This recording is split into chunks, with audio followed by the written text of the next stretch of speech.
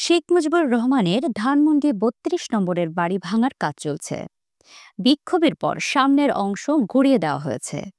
রাজধানীর ধানমন্ডি ৩২ নম্বরে বঙ্গবন্ধু শেখ মুজিবুর রহমানের ঐতিহাসিক বাসভবন ভাঙার কাজ বৃহস্পতিবার সকালেও অব্যাহত রয়েছে।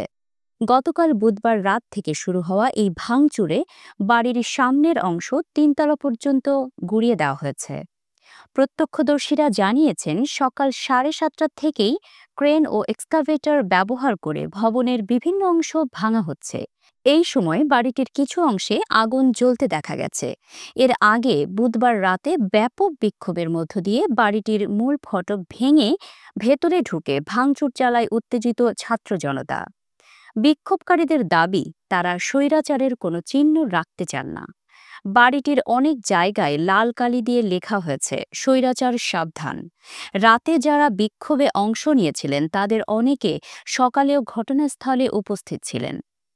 গত ৫ আগস্ট জুলাই গণ অভ্যুত্থানের মধ্য দিয়ে আওয়ামী লীগ সরকারের পতন ঘটে। ৬ মাস পর বুধবার রাত ৯টায় নিষিদ্ধ ঘোষিত ছাত্রলীগের ফেসবুক পেজ থেকে শেখ হাসিনার বক্তব্য প্রচারের ঘোষণা দেওয়া হয়। এই ঘোষণাকে কেন্দ্র করে দিনভর সামাজিক যোগাযোগ মাধ্যমে উত্তেজনা তৈরি হয়। অনলাইন অ্যাক্টিভিস্ট ও আন্দোলনকারী ছাত্র জনতা ধানমন্ডি ৩২-এর দিকে বুলডোজার মিছিল ও মার্চ টু ধানমন্ডি ৩২ কর্মসূচির ডাক দেন। রাত ৮টার দিকে বিক্ষোভকারীরা শেখ মুজিবুর রহমানের বাড়ির মূল ফটক ভেঙে ভেতরে ঢুকে ব্যাপক ভাঙচুর চালায়। তারা বাড়ির সামনে থাকা বঙ্গবন্ধুর মুরালও ভেঙে ফেলেন।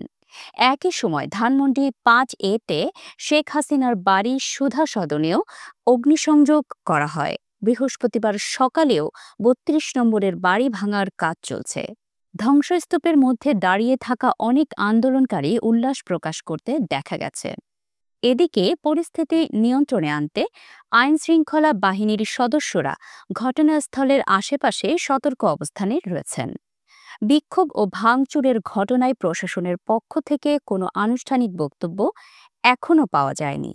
তবে আন্দোলনকারীদের বক্তব্য অনুযায়ী তারা এই জায়গাকে নতুন মুক্তির প্রতীক হিসেবে দেখতে চান।